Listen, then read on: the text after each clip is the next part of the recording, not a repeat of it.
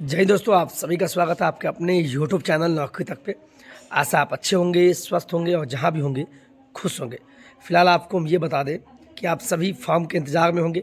सारे डॉक्यूमेंट दस्तावेज जितने भी है, और मैं ऑलरेडी बीते दिन मैंने बताया भी था कि आवासीय जाति आय कहाँ से बनाएंगे।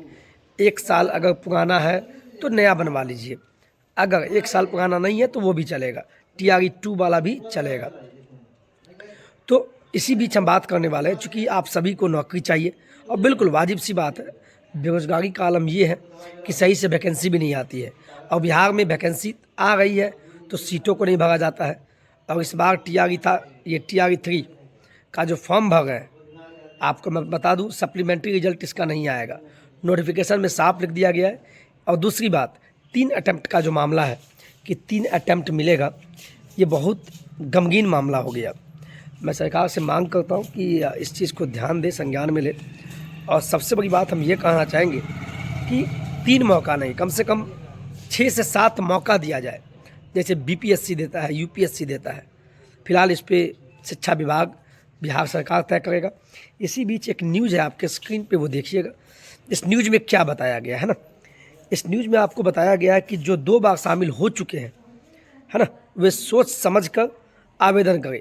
आपका ये न्यूज़ आपके स्क्रीन पे फ्लैश होगा। तो जो भी साथी TRE 3 देने जा रहे हैं, अब ये भी क्लियर नहीं है कि इसका काउंट कैसे होगा, काउंटिंग कैसे होगा। तो TRE 3 को लेके आप इस चीज़ को समझें। तो जिनका भी, जहाँ तक मुझे लगता है कि TRE 1 में जो एक बार बैठ गए उनका एक काउंट हो जाएगा, या आप 1 to 5 हो या 6 to 8, आप कितने भी एग्जाम में काहे नहीं बैठे हो, लेकिन TRE 1 में बैठे तो आपका एक काउंट होगा। TRE 2 में बैठे तो एक आपका दूसरा काउंट हो जाएगा, और ये TRE 3 में बैठ गए तो आपका ये तीसरा काउंट हो जाएगा।